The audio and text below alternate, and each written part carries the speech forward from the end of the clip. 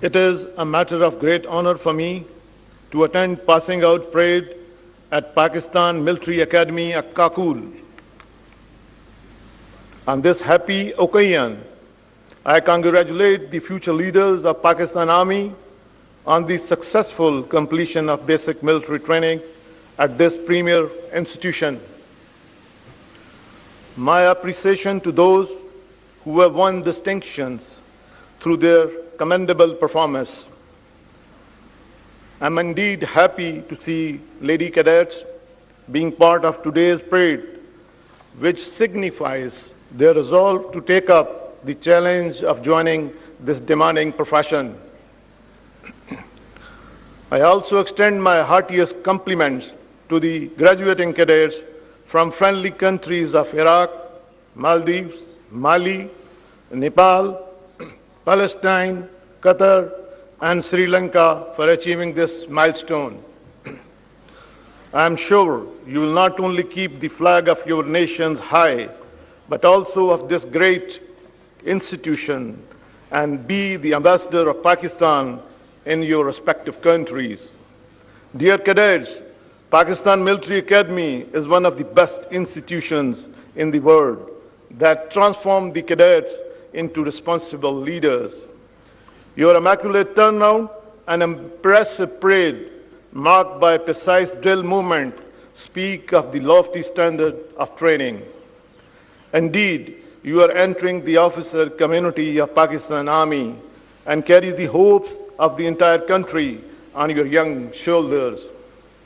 You are entrusted with the noble mission of defending motherland, and there is no greater honor than to be the guardian. Always remember, before you is the glorious history of supreme sacrifices by the officers and Jawan of Pakistan Army.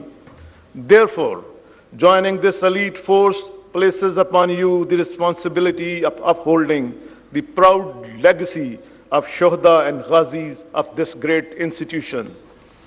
As such, you must be a symbol of valor and courage for your men and lead them by personal example. Your primary obligation is to train and prepare your undercommand to defend the motherland, even at the cost of own lives. Ladies and gentlemen, I am proud that the defense forces of Pakistan are professionally competent and well-trained to cope with all internal and external challenges. Alhamdulillah, they are equipped and trained in line with the dictate of modern warfare parameters. This capability was amply demonstrated by Pakistan's resolute and unified response during Marka-e-Haq Operation Bunyan Mansoor in May 2025, which stunned the entire world.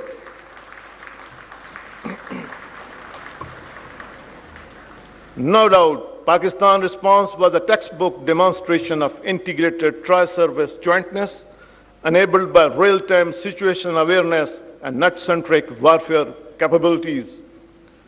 This synergy across land, air, and sea forces allowed for precision engagements, overwhelming lethality, and rapid tempo.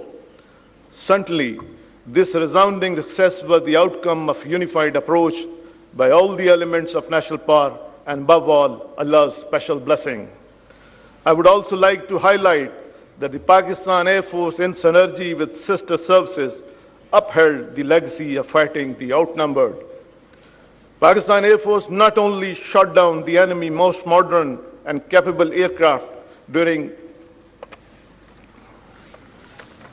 intense and longest BVR battle of aerial history, but also struck bases and ground assets deeply into adversary territory from north to south with precision.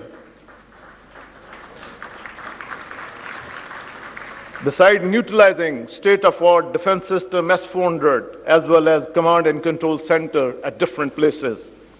Indeed, the enemy was utterly surprised by Pakistan Air Force indigenous developed homegrown kill chain, comprising unmanned system, electronic warfare, equipment, space, and cyber capabilities, with a well-integrated command and control network, which was smartly executed through a remarkable display of well-choreographed multi-domain operation employed for the first time by Pakistan Air Force in the history of warfare. Without any doubt, Pakistan Air Force could have gone further, but showed matchless responsibility and restraint as we inherited a mature strategic culture. Certainly, the ecosystem employed by Pakistan Air Force during Mark-I-Haq was not developed overnight, but was the outcome of a comprehensive strategy of restructuring, modernization, and indigenization campaign undertaken by Pakistan Air Force during past few years. Let me share that robust, well-thought out modernization plan with a focus on niche technologies has reinforced our national security with long-term sustainability. No doubt, the indigenous battle-tested capability developed in record time gave us the immense confidence that our sovereignty will never be undermined by any aggressor, inshallah. I take this opportunity to convey that our journey on path of self-reliance that the Pakistan Air Force has pledged to follow continues unabated in order to befittingly address the emerging new geopolitical realities in the region. Therefore, the Pakistan Air Force is vigorously pursuing dozens of projects of strategic significance. I'm happy to highlight that some of these projects are in the development stage and quite a few are near completion, which will not only add to the frontline capability of Pakistan Air Force in particular, but also of defense forces in general.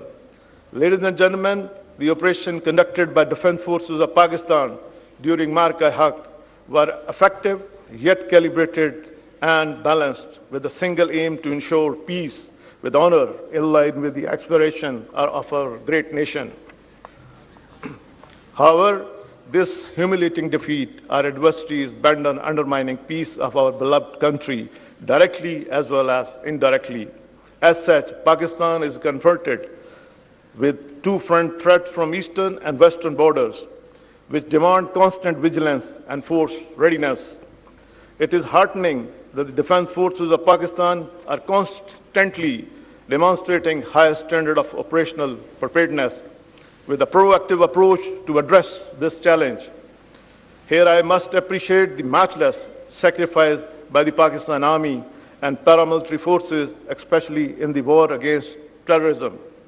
I am confident that their dedicated struggle and supreme sacrifices will bear fruit in eliminating this menace. Ladies and gentlemen, the world today is highly volatile, witnessing unprecedented shifting power dynamics. More so, regional conflicts are no longer isolated events. They lead to a global crisis impacting economies and thus affecting people's life. Despite the far more complex environment, Pakistan is actively pursuing a policy of regional and global peace and has emerged as a world stabilizer. Pakistan's efforts towards world peace are acknowledged and supported by the international community. Here I must appreciate the national leadership and in particular Chief of the Army Staff and Chief of Defense Forces for his outstanding contribution and untiring endeavors toward global peace. I would like to reiterate that Pakistan is a peace-loving country and strongly believe in the settlement of dispute through dialogue and diplomacy instead of force. While Pakistan has full capability of befittingly respond to any aggressor, we expect a mature stance from the adversary to resolve the issue of Indian illegally occupied Jammu and Kashmir in accordance with the United Nations resolution and aspiration of Kashmiri people. We also renew our pledge to continue moral, political, and diplomatic support of Kashmiri brothers in their just struggle of self-determination. Ladies and gentlemen, before I conclude, I would like to especially commend the Commandant Pakistan Military Academy and his well-motivated and professionally competent team for their concentrated effort towards training and grooming of this energetic youth. I once again congratulate the graduating cadets and distinction holders on their well-deserved accomplishment. I also offer my congratulations to their parents and family. May Allah grant us strength to serve our beloved country with honor, dignity, and responsibility. in line with the finest tradition of our predecessor. Ameen. Pakistan Army, Zindabad. Pakistan, Paindabad.